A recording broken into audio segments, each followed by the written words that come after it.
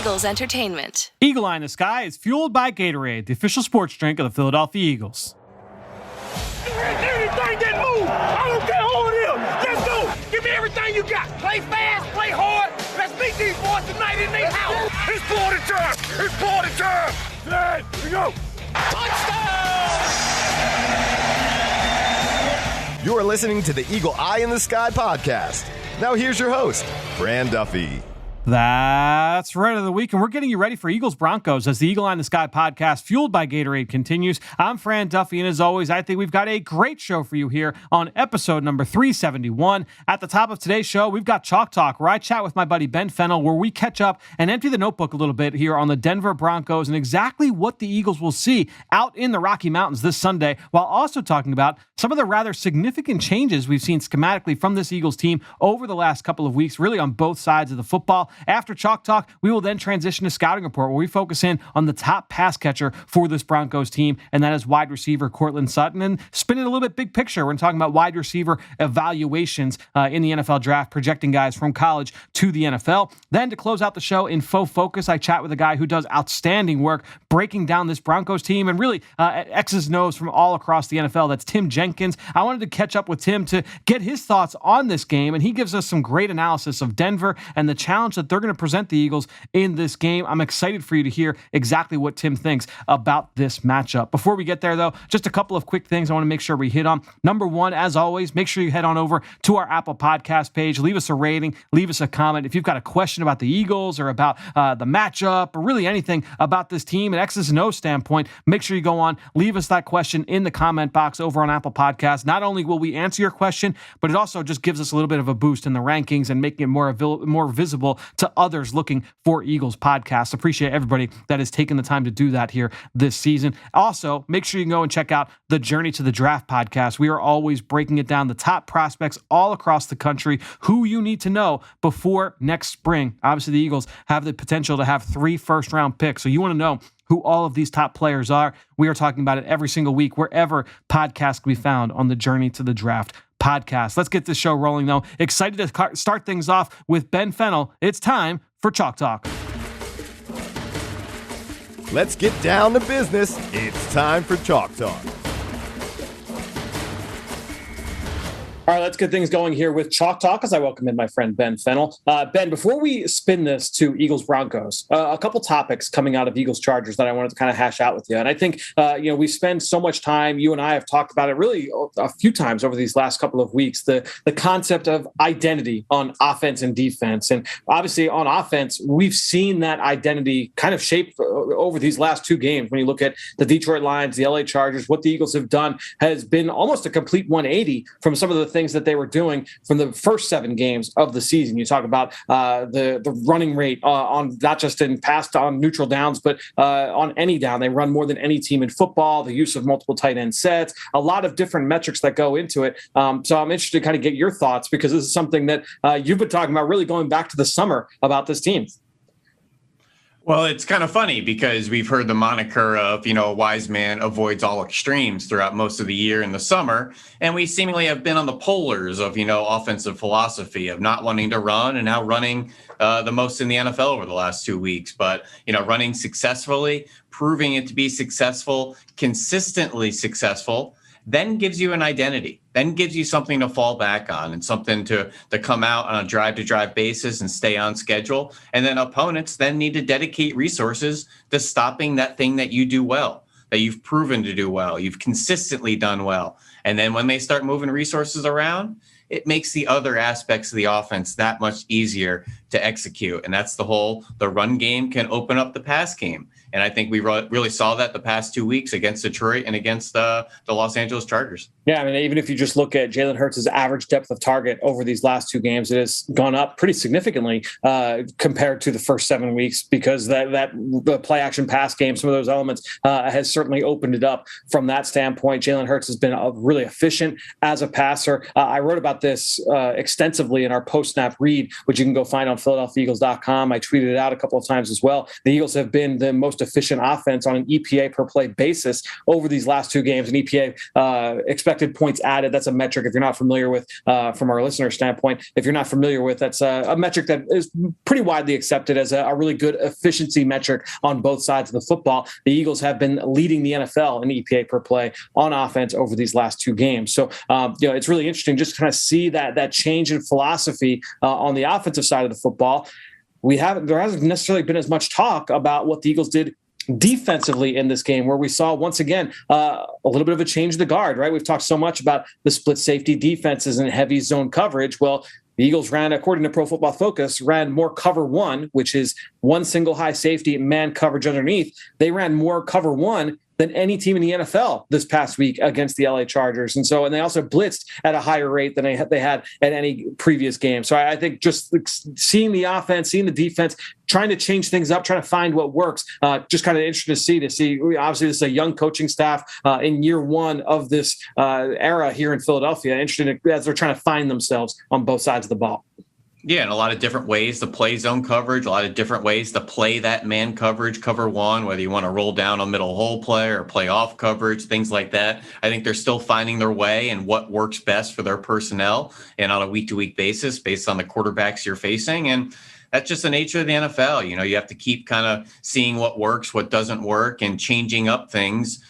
Because even if you go with a concept that you enjoy or that you feel is effective and you can execute consistently, every defense has a flaw, and offensives get paid a lot during the week to find those flaws and attack those flaws. So I think it's just continuing to be multiple, continuing to have different ways to approach opposing offenses and trying just to find what works best for you. Yeah, as you said, there is no perfect defense. I think a lot of fans would point to, they need to play more man coverage. They need to blitz more. Well, the Eagles gave up plays in man coverage this week. They gave up plays where they were blitzing, right? So certainly some things to fine tune, but there is just no magic bullet to say this is the answer. You just have to really kind of fine tune things. And Greg and I talked about this the other day. It's something you and I talked about extensively while watching the film. Just the difference between good completions you're allowed to give up, bad completions. I always think back to really the first conversations you and I had back in January here on this podcast about, hey, this is going to be the defensive philosophy, going back and watching those Colts teams, that defense over the last couple of years that Jonathan Gannon was a part of.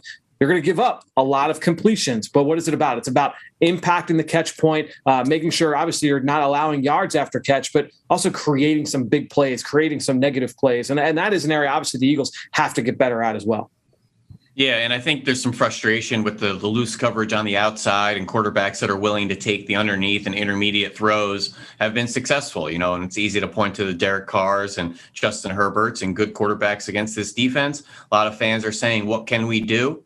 You can maybe change some of your pre and post snap looks a little more aggressively, spinning and rotating coverage. Let's not give them that same picture. Whatever they thought they were going to go to pre-snap maybe isn't there post-snap.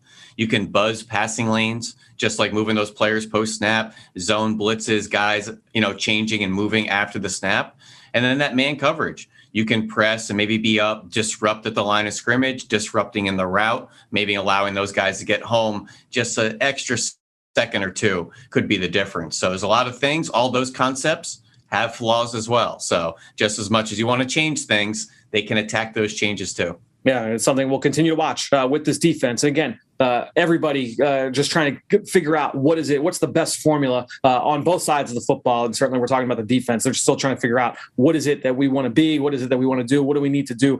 Some of the injuries they've had on that side of the ball, still trying to get all of that sorted out. So let's now spin this forward to Eagles Broncos here in week 10, Ben. And we spent a lot of time this week already producing Eagles game plan, which fans will be able to go and find Friday on PhiladelphiaEagles.com, the Eagles mobile channel, our digital channels. You'll find that everywhere.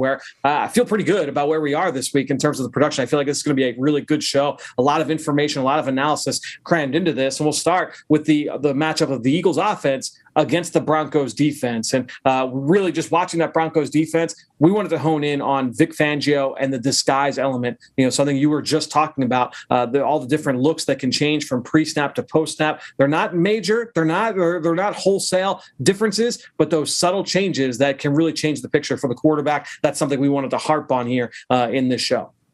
Yeah, absolutely. And, Denver is 5-4. This is a really good football team. They may be sitting at the bottom of this competitive AFC West, but their formula and philosophy of playing tight defense, stingy defense, getting after opposing quarterbacks, creating turnovers, and running the football, that's a formula that travels well. It works well late into the season. It's interchangeable when you have some injuries like they've gone through on both sides of the ball. Seemingly everybody has in the NFL. But when you have a really good basic philosophy, it allows you to be interchangeable when things go wrong or you have some injuries. I just think they have a very sustainable formula. I love their defense. I don't think their defense and what Vic Fangio has done from last year to this year is really being noticed. And, their points per game, obviously second in the NFL allowed, but the improvement, they allowed nearly 28 points per game last year. So they went and they addressed it in the draft and got Patrick Surtain. Unfortunately, it doesn't look like we'll be seeing him on Sunday, but they have a veteran experienced back end. They have some exciting players in the front seven, and they're really kind of moving in the right direction. It's crazy. They're 5-4 and sitting in last place of the AFC West. It's a really fun division this year. No doubt. And that's why I did want to ask you just about, you and I spent a lot of time watching this Broncos defense, not just this week, but late last week as well. No Von Miller. Obviously, they trade Von Miller at the trade deadline. Bradley Chubb has been injured for most of the year. You talked about how Patrick Surtain just got hurt in this game. So when it pertains to Sunday in this matchup, who are some defenders that Eagles fans should be watching out for on that side of the football? Well, on the back end, there's a lot of experience. Our old friend Ronald Darby, Kyle Fuller, Kareem Jackson have played a lot of football. Justin Simmons is one of the more young, exciting safeties in this league, yep. Right up there with Jesse Bates and Kevin Byard, and kind of right there with making a huge splash and making a name for himself and joining the elite safeties. The front seven's all over the place. They got guys coming in through trades like Kenny Young and Stephen Weatherly. They sent Von Miller out, but they have some young, exciting guys. Pay attention to number 53, Jonathan Cooper off the edge, rookie from Ohio State. Tore up the preseason, is productive every time he's on the field. Von Miller's now out in Los Angeles. Jonathan Cooper looks the part out there. So it's a weird time sometimes when you don't have those stud names. But, Fran, that just means an opportunity for a young guy to put himself in that category. And Jonathan Cooper seems like he's right there for making himself a national name. And this game is one of those where it's like, all right, we don't want this game to be the one where now everyone knows who Jonathan Cooper is. Right, yeah. I will say, last week against Dallas, he had 2 sacks. Rookie 7th-round pick from Ohio State. He was kind of an interesting career there because he was one of the top defensive end recruits in the entire country coming out of high school. He was a 5-star kid. He was the blue chip player. Was banged up for a large majority of his career. Nothing like super serious, if I remember correctly. But whenever he was out there, he became kind of a role player. Obviously, they've always had really good defensive linemen. So he was like a backup to Chase Young. He backed up the Bosa's. He was there through all of that, but has been a productive player when on the field. And some of the young guys they've brought in this year, Jonathan Cooper, Ohio State, Baron Browning, Ohio State, Patrick Surtain, Alabama. They're getting some elite guys from elite programs that are used to winning. And I think it's really becoming infectious on there. And, Baron Browning's playing some good ball for them. I'd hate for him to have his coming out party against the Eagles and, making a big play in the run or having a pick six. These guys are all right there with being young breakout players. Yeah, it's something when you talk about trends like that, it's something we talk about a lot over on the Journey to the Draft podcast when it comes to team building philosophy, looking around at different clubs and what exactly they do when they go about collecting players and picking players in the NFL draft. Let's go to the other side of the football. Eagles defense versus the Broncos offense. And I think when studying this Broncos offense, look, we talked about it earlier this week with Greg here on the show. It centers around the run game. And Javonte Williams is a big part of that, the rookie 2nd-round pick out of North Carolina. Obviously, Melvin Gordon gets plenty of run as well. Both guys just downhill, make you miss in lots of different ways. I mean, Javonte Williams is just so hard to get to the ground. That same style that we saw last year at North Carolina, where he's just guys are bouncing off him consistently on all of these run plays. He has carried that over to the NFL. Yeah, absolutely. And I think we've all been impressed with Derrick Henry's yards after contact and making defenders miss. Now that Henry's been out with that injury, I mean, the guys like Javonte Williams and Nick Chubb and Jonathan Taylor are all kind of gaining ground on the yards after contact. And Javonte Williams the past 3 weeks, that's a lot of what he did at North Carolina, running through arm tackles, just making defenders absolutely pay, whether it's, defensive ends, linebackers, safety. You need to rally to him. You need to have committee tackling with this guy. And I love, Fran, the Broncos commit and lean on the run game. This is their identity. This isn't a wrinkle in their offense. Teddy Bridgewater's under center, handing that ball off quite a bit. Then he takes some plays in his opportunities off play action. And when he does have to get in the straight drop back game, makes very, very good decisions, plays with great anticipation. We know Teddy's a veteran player, knows where to go with the football, has some limitations athletically, arm strength, but he knows who he is at this point. He is an excellent, excellent game manager, and this Broncos team doesn't make a whole lot of mistakes on offense. They're going to kind of wait for you to make the mistake, and if you just sit back, he's going to pick you apart just like the other quarterbacks did. Yeah, and I think we all kind of think of Teddy Bridgewater as, hey, he's just going to work underneath. Certainly he will do that, but we have to remember that this is a team that I believe at this point now, after week 10 or after week 9, ranks 4th in the NFL in deep pass attempts down the field. And they're like calculated concepts. They're 2 through the zone and some play action stuff. And it's not like, hey, I'm just going to rip it and try to get it into this window, or let Cortland Sutton, it's one-on-one, I'm just going to throw it up. It's pretty deliberate pass concepts, and that's where Teddy's at his best. So you've looked through a lot of numbers. You obviously crunch a lot of data for us, looking at some of the analytics. Is there one number that you think stands out most to you for this matchup? Well, I highlighted earlier the points per game. Denver's allowing second in the NFL, 17 points per game, really impressive. Huge improvement from last year, allowing 27.9, nearly 13 points different at this point.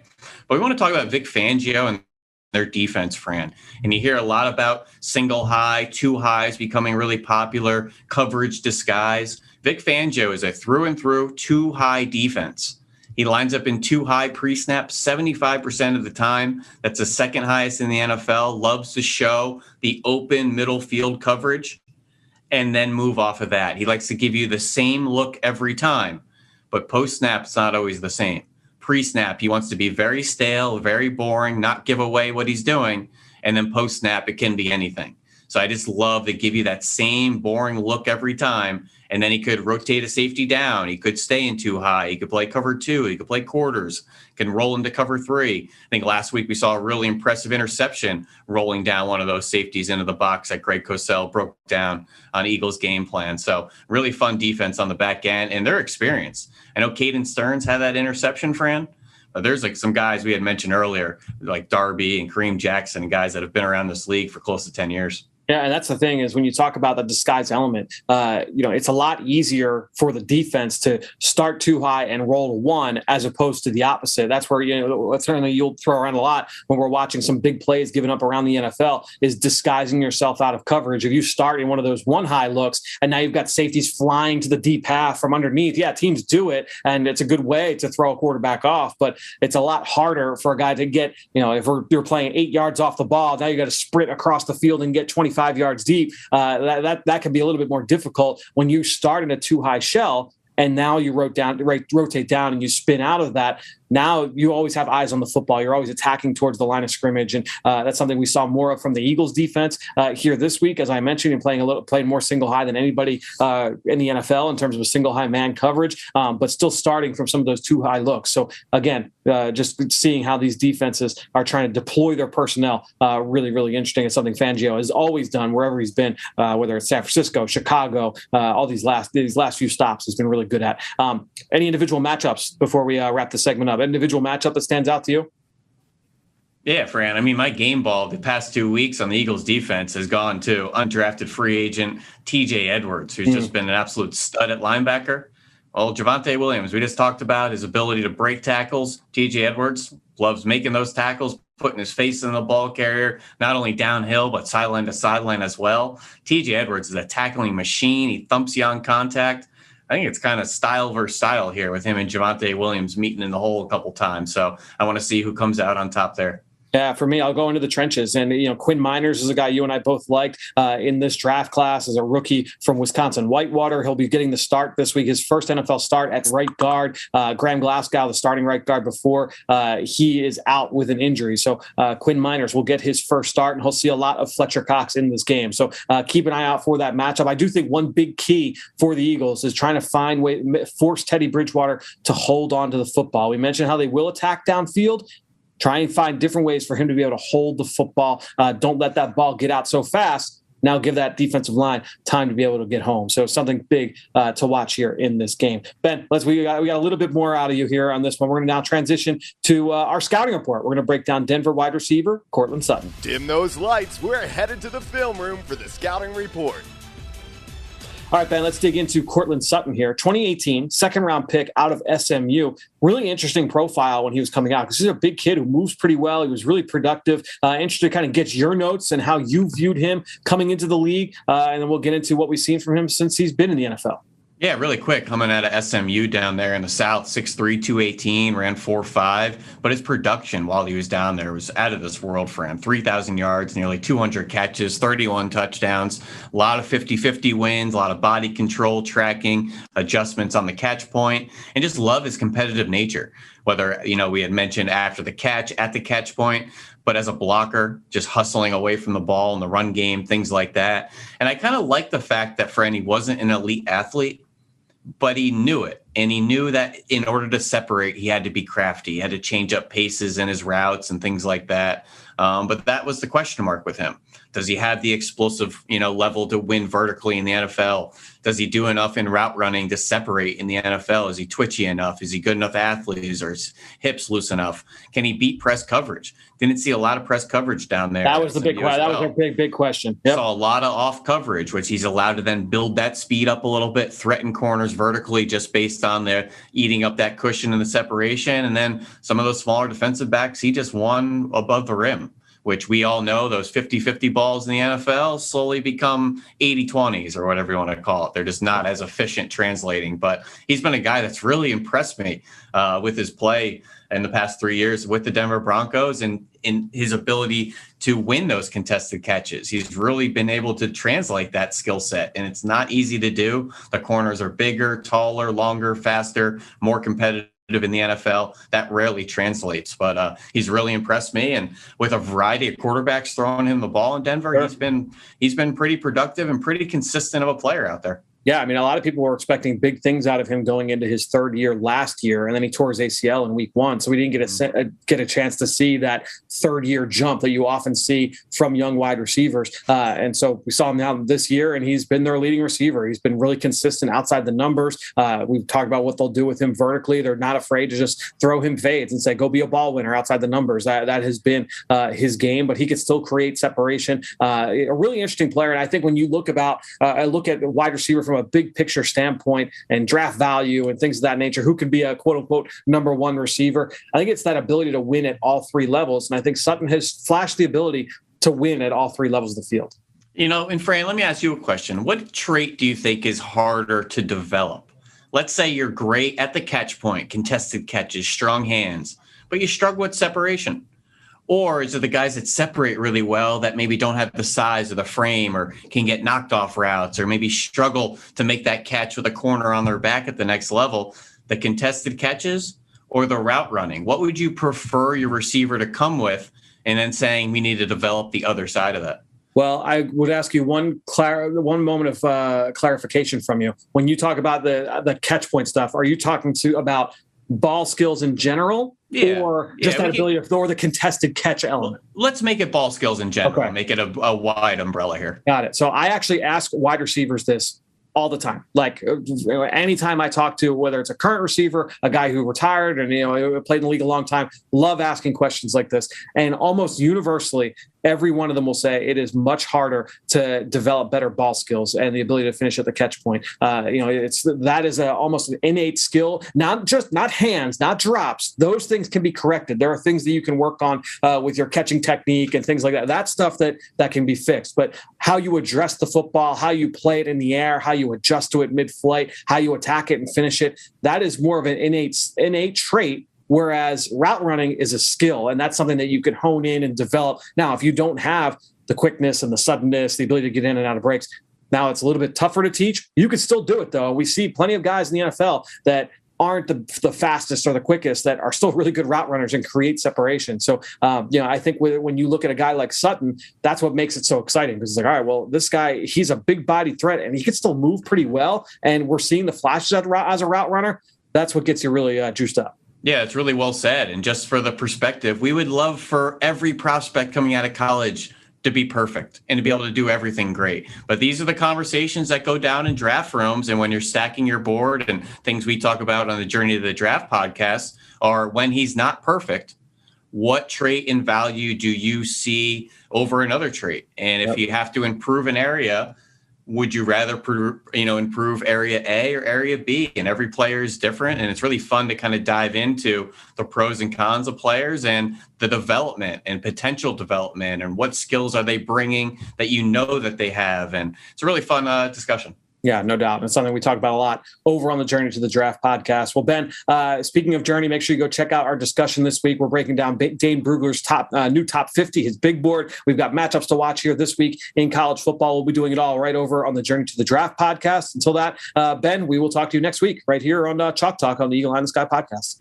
Great stuff from Ben, who you can follow on Twitter, just like I do, at @BenFennell_NFL. And while you're at it, I'm at EaglesXOs. That's where I post all the podcasts I'm a part of and all of our X's and O's content that we produce here with Eagles Entertainment. You know how much I appreciate everybody that promotes this podcast on all forms of social media. That is one way to support the show, but the best way is to go into Apple Podcasts or Stitcher, leave us a rating, or even leave us a comment. I wanted to give a shout out today to someone who did exactly that. Michael went onto our Apple Podcast page and left a 5-star review saying, Fran, much has been made over how the Eagles cornerbacks play a little bit too far off the receivers and that they need to press and be more aggressive. From my observations, it appears that their alignment is not that much different than other teams. In fact, checking back to Jim Schwartz's defense in the Super Bowl year, he mostly played Jalen Mills and Ronald Darby 5 to 8 yards off the wide receivers. What do you think? So, Michael, it's a good question. And look, I think just like everything else, when you look at press coverage and that alignment and getting guys up in receivers' faces,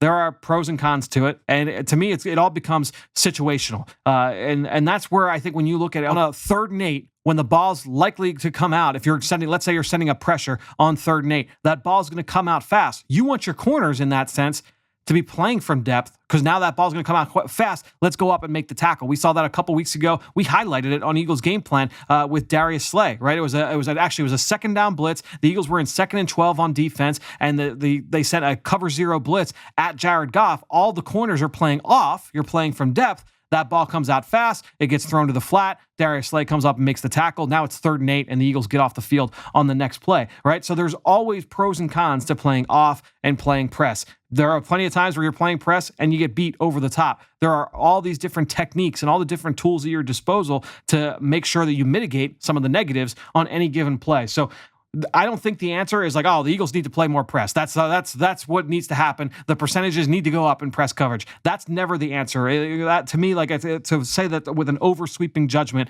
I think that's a little unfair to say. What I would say is in specific situations, you have to look at, okay, what are the things that you can do to help a corner that's in off coverage? Do we need to push guys up to help the defensive line get home, to make the quarterback hold things? Are there things that you can do from a coverage standpoint? If you're going to play zone coverage, can you do things from those underneath defender standpoint where, hey, look, the corners, they're all dropping out to play cover 3, or they're playing quarters on the outside, something where they've got to drop off and play with depth. Okay, well, who are the players that are playing underneath then? Are the safeties playing underneath? Are the nickel corners, the linebackers, do they need to buzz out faster? Does their alignment need to change? There are lots of different things that all work into the machinations of those coverages. So to your point, yes, and I remember, because obviously I was doing this podcast at that point, there were plenty of games where fans and media would say, well, how come these corners aren't playing press coverage? And going back to, I remember the Chip Kelly defenses under Bill Davis. How come they're not playing more press coverage? And then you'd have corners come up and play press, and what happens? Now they're getting beat over the top, and you say, well, how come these corners keep getting beat over the top? Well, there's pluses and minuses to everything in football. That's one of the things I love most about the sport. So, Michael, it's a great question. I'm glad you asked it. And it's funny, while I was answering the question, I actually went back and just looked at some of the numbers. This year, so in 2021, the Eagles ranked 29th in the NFL in press coverage percentage. So the percentage of snaps where the defense is in press coverage. All right, so they rank 29th in the NFL. When you go back to the year they won the Super Bowl, the Eagles ranked 30th in press percentage, right? So that doesn't necessarily mean that, that's a key to you're only going to win games if you play a lot of press man coverage. And without having the time to necessarily run some charts or anything, my guess is there's a lot of correlations between the amount of press coverage you play versus the amount of big plays that you'll let up. And that's a conversation for another day. But Michael, like I said, great question. Appreciate you asking it. Thanks so much for the support going on and leaving that question on our Apple Podcast page. Now, we talked with Ben earlier. I referenced that we're going to close out the show with Tim Jenkins. It's time for that conversation now. Let's get into Faux Focus. What's this matchup look like from the other side? It's time to find out in Faux Focus. We're really psyched this week to welcome in for Faux Focus on the Eagle Eye in the Sky podcast, Tim Jenkins. You can follow on Twitter at @TJenkinsElite. Tim, thanks for joining us here this week on the show to break down this Denver Broncos team and this matchup against the Eagles. I appreciate it, man. It got a lot more exciting, I think, last week with the Broncos beating the Cowboys, because that was highly unexpected, I think, all over the NFL. It definitely gave me a little bit of juice because I was a little worried coming into the week. Like, all right, how am I going to frame this matchup for fans for some of the shows that we produce? And they go out and put a hammer on the Cowboys. I'm like, all right, the Eagles fans, they don't need to be convinced. This will be a fun matchup here to break down. So I want to ask you this. So start things off. I'm going to ask you to put on your Pat Shurmur hat, of a coach that Eagles fans are very familiar with. What is the biggest strength for this Broncos team entering the game on offense? If you're Pat Shurmur, what gives you the most confidence in your ability to win this game on Sunday? Yeah, so I mean, obviously they're starting to run the ball well. The Javonte Williams kid, I think, he's a kid who I think brings dynamic playmaking ability at the running back spot, because he's, they're just handing off inside zone and the dude's got like someone in the hole and then all of a sudden it's 14 yards, right? It's the old Barry Sanders deal. Like, you just leave someone on block because that's Barry's guy, right? I'm not saying the kid's obviously Barry Sanders, but he's just making people miss an extended play. And then Melvin Gordon is a touchdown machine. So I think when you look at the run game, if I'm Pat Shurmur, that's making me excited because now it's helping with the run action where you see Teddy, they're selling hard power, they're selling hard inside zone. And then now with Jerry Jeudy back, they're hitting all those deep overs and those deep posts that they were really hitting early in the season when this offense looked dynamic. And then obviously they lost Jerry and KJ. And then now that, Jerry Jeudy's back, I do think that's going to give him a lot of confidence going into this game, because now it's so tough for your defense, because now if you're going to just go ahead and spin down and play man against the Broncos, you really have to worry about who do I have matched up on Jerry Jeudy. And then, okay, if I have them matched up and I bracket, now who do I have for Cortland Sutton? So I do think that you're going to kind of force teams into playing too high a little bit more with him back. So I do think he's probably got a little bit of confidence there. And then the fact that when teams spin back, they can run it. So if I'm Pat Shurmur, that's kind of where I'd be. My mindset would be is, hey, we're going to run it if they're in too high. And if they spin down, we're going to try to get Jerry on a matchup.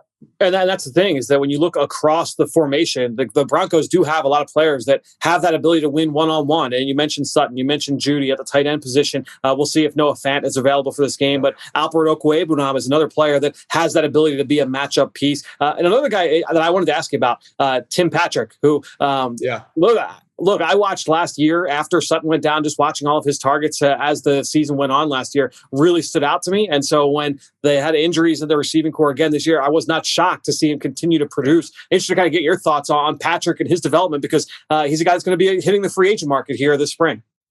Yeah, so Tim Patrick was a dude that when I was watching the preseason, so I'm a huge KJ Hamler fan. I don't know what it is about the kid, but it's like, man, every time I turn on the film, he just runs past people. As an old quarterback who wasn't very great, it was nice to have guys wide open. You know what I mean? So it's like every time I turn on the field. But Tim Patrick's a guy that at the beginning of the season, you were sitting there thinking, how are they going to get him in? It didn't make sense because you have Albert O, you have Fant. So it's like, I'm not going to get out of 11 or 12. So it was hard to say, like, how are we going to get him in? Now he's tearing it up. The stutter and go that they hit against Dallas, I mean, it was a great route. Hey, he did the stutter part well and then took off. But that catch, when you're tracking something over your shoulder with tight man coverage, like, that's insane. Like, people don't give, credit to receivers when they do that enough. So that was an unreal catch. I think he's really good because he's flexible. You don't have to play him at X or Z. You can bump him inside and he can do some of that deep over stuff that they do either off a run action or the boot stuff. So I do think Tim Patrick's a guy that it's another matchup nightmare. And I think, I wouldn't be surprised if the Broncos we did it in St. Louis when I was there.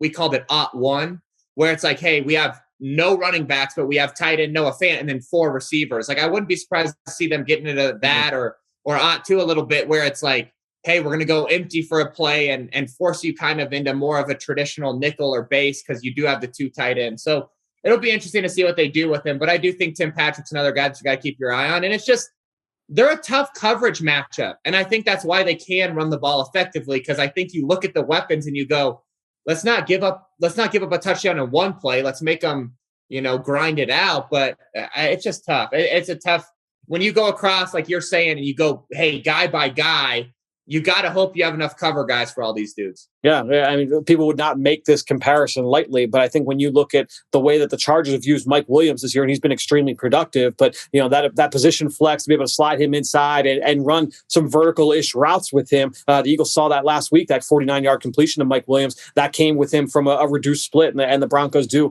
a decent amount of that with Tim Patrick and certainly with Cortland Sutton as well. Let's go over to the other side of the football, and I'll ask you to put on your Ed Donatel hat. As the defensive coordinator, what is the biggest strength of this defense going into the game? Obviously down some horses on both ends of the spectrum here, up front and on the back end, but what gives you the most confidence in your ability to get a W here this week? Yeah, I mean, linebacker spot's the issue, I think, for Denver, right? Because they've been decimated by injuries. Yeah. What I'll tell you, when you look at the Cowboys tape in a vacuum, the physicality that they played with when they got in a single high coverage was insane. Like, you hadn't seen that all year. And they played a decent amount of like one cross or one hole, really whatever you want to call it, where it's really man underneath and they have some extra robber guys. The worry, though, when you're going to play the Eagles, I think, and I've watched a ton of Eagles tape because I'm fascinated by Jalen Hurts.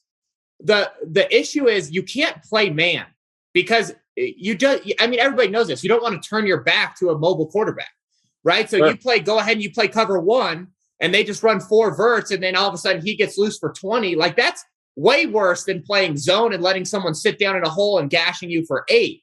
So to me, it's like we saw a ton of cover 1 against the Cowboys. I have a hard time believing they're going to do that against the Eagles. I think they're going to get back to that traditional, that cover 6 where it's cover 2 to one side and then quarters to the other. Yep. I think they're going to run a ton of that against the Eagles. It just, to me, it's like, again, though, like you were saying, the Eagles are running the ball better. So if they're running the ball better and now I'm sitting in cover 6 quarters, at least my safeties are going to get downhill a little bit more, but then you're susceptible to some of the run action stuff. It's tough to figure out what you're going to do. I think, honestly, though, if I'm them coming in, I'm going to run a bunch more cover 6. I'm going to free up my safeties a little bit. And I'm going to say, hey, I need you to get downhill and get in the alley. And then if all of a sudden they hit you with a run action or 2, they hit you with it.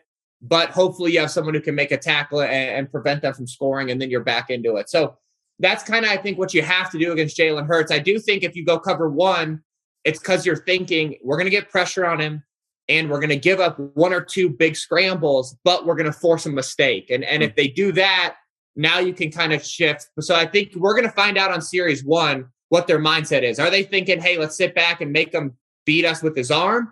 Or are they going to try to pressure him and see if they can force a mistake? I think it's going to be clear as day on that first snap what they think of Philadelphia's offense. Sure. It'll be something to watch early on in this game. And the Broncos have done a little bit of everything here this year. They're high up there in pressure rate, but last week against Dallas, they didn't blitz as often. As you mentioned there, they changed some things up going up against Dak Prescott with the calf injury. And, maybe they said, oh, we're not worried about him breaking the pocket on us so much in this game. I do want to ask you about a lot of young players playing for this Denver defense at all 3 levels, a lot of rookies, a lot of second-year guys. Is there one guy in particular that's really kind of caught your eye? You're like, all right, this is a guy I think has the ability to develop into a quality piece moving forward?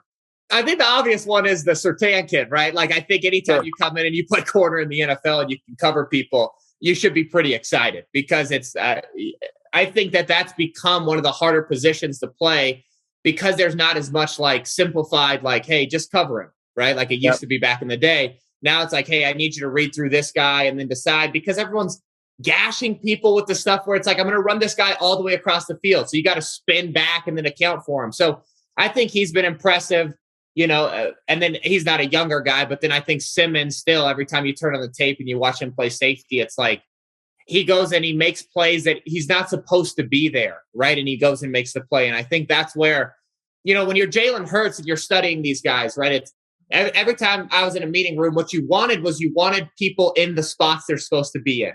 Because then okay, hey, I'm going to put my eyes here and I'm going to get back to this guy.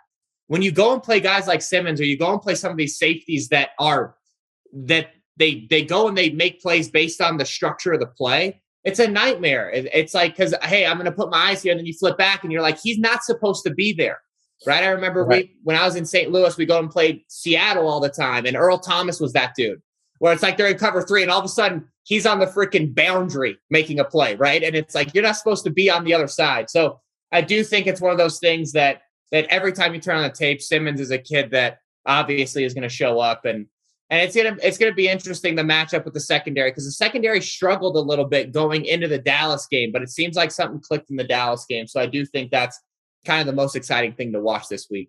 If you're Vic Fangio coming into this and looking at both sides of the football, what is the biggest concern in this matchup for the Broncos? Jalen Hurts. To me, the biggest concern is containing him. And I know, one of my good buddies is Doyle Bode is a huge Eagles fan. And I know there's like a lot of turmoil right now. Is he good or is he bad? He's just dynamic. Every time I turn on the tape, like, there's definitely plays where I'm like, listen, I've got, college kids that are reading that concept better. There's no doubt that shows up on the film, but there's not a lot of dudes who all of a sudden it breaks down, I extend the play and I throw a 40-yard ball on the run, right? Like, it just like, there's stuff where he flashes. And to me, those guys can change the game. That's why Philadelphia is probably frustrating to be a fan of, because you go and you win games you're not supposed to win, or you keep games close that aren't supposed to be close, because he can go and elevate. And then it's like you all of a sudden drop a game to some team that it's like, how do we lose to them? And I think that's where you sit there, but that's the kid that I would be most stressed about. I think everywhere else, there's good players, but you can account for them, or you've seen guys like it. The Broncos haven't played a quarterback this year that's like Hurts, where to me, Hurts is, because he's more powerful than Lamar, right? He's not as fast as Lamar, but like last time they played Lamar and Ravens, they got gashed. So to me, it's like that mobile guy. I just think the matchup's a lot tougher on Denver than kind of Dak was, where you knew where he was going to be. Obviously, the calf limited him, but I do think that's where I'd be sitting there going, okay, this is what we've got this is the X factor of this game. Is there a specific matchup, a one-on-one battle or something on either side of the ball that you're most interested in, that you feel is most pivotal here in this game? Yeah, so there's a schematic. I don't know if it's a true matchup, but the scheme that I'm most excited is the Broncos moved Jerry Jeudy around last week against Dallas more than I'd seen him do all year. They would put him in the slot and motion him across to the single receiver, or not the single, but the outside guy, or they'd start him as outside guy and then motion him inside to bunch. They forced a lot of like bunch and stack checks, meaning like they start in not stacked, right? And they motion to stack. So they force you to, hey, you got to check it. It's not going to be something you can line up in and pre-do. I'm interested to see what Philly's adjustment is, because they gashed Dallas with it. Because Dallas, banjo, right?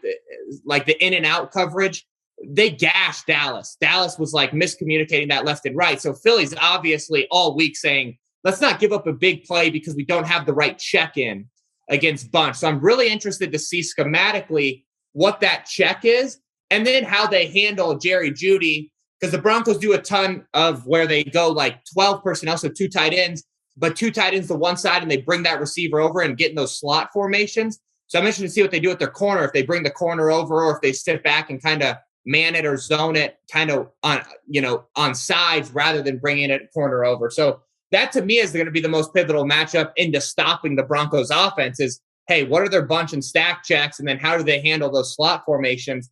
Because if they handle them well, they're going to, the Broncos are going to score 14 points at most if they handle it well. And then if they don't, they could very well go for 30 again.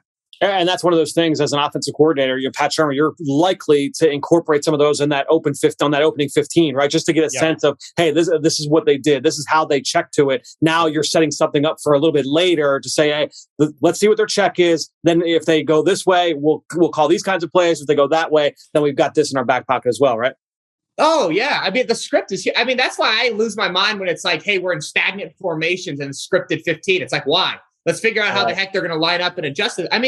They did it to Dallas. They motioned Jeudy from really 3-by-1 to 2-by-2, and they ran this deep spear concept, and it was wide open. Teddy didn't throw it. He ended up having to get off it and get to a check down. And then the next time, they just lined up in the formation, so it looks slightly different, but they ran the same play. So I do think they'll do a lot of it in the first 15 to find, or I should say, hopefully they'll do a lot of it in the first 15. Because if they don't, then the narrative in Denver is just going to be, again, hey, let's fire Pat Shurmur like it was 2 weeks ago. Now he's good. So we'll see what ends up actually shaking out. Yeah, it's especially interesting. And it's funny you mentioned it because it was something I took note of while watching the film this week. I mean, the Broncos coming in, they were 32nd in the league in terms of bunch formation percentage. It wasn't necessarily a big part of the offense. Now they did a lot more here in this game. And so I did think that was interesting. And obviously it was a really important tool for them in that win against Denver. Tim, this has been awesome. Really appreciate you jumping on with us here on the Eagle Eye in the Sky podcast. We will definitely be talking again in the future, having some big picture quarterback conversations as well. No, I appreciate it. Thanks for having me. Great stuff there from Tim Jenkins. Glad I was able to catch up with him for this week's show. Last thing, we talked about Eagles game plan earlier with Ben Fennell, where, as always, I've got some leftovers, some of the clips that I left on the cutting room floor as I was editing Eagles game plan down to the 30-minute show. We had a longer shoot, so we're going to always save some of that extra analysis right for you guys here on the podcast. Let's get into some notes here from John Clark, Ike Reese, Mike Quick, and, of course, from Greg Cosell. Let's get to this week here from Eagles game plan.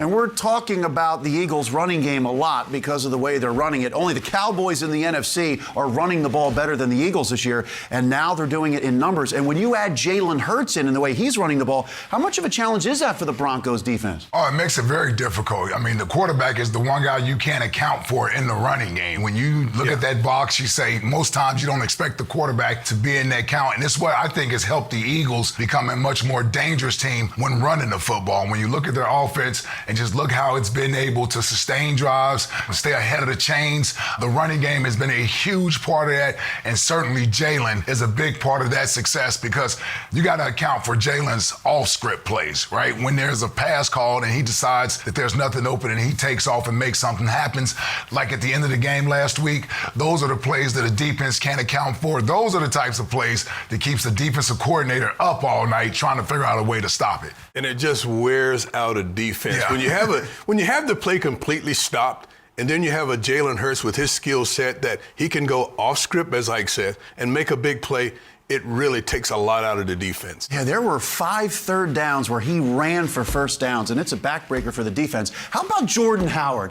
This is a guy who was on the practice squad all year, and he comes in, as Nick Sirianni said, he's provided a spark for the offense. Just his running style and him sitting out for basically half the year jumping in, how impressive is that? I just love to see the way the guy plays. It's a no-nonsense style of playing. He gets downhill. When he gets to football, it's with bad intentions. He's going to go downhill. There's not much sideways. There's not much lateral. He might make one little wiggle, and then he's going forward. And if you get in the way, he will run you over.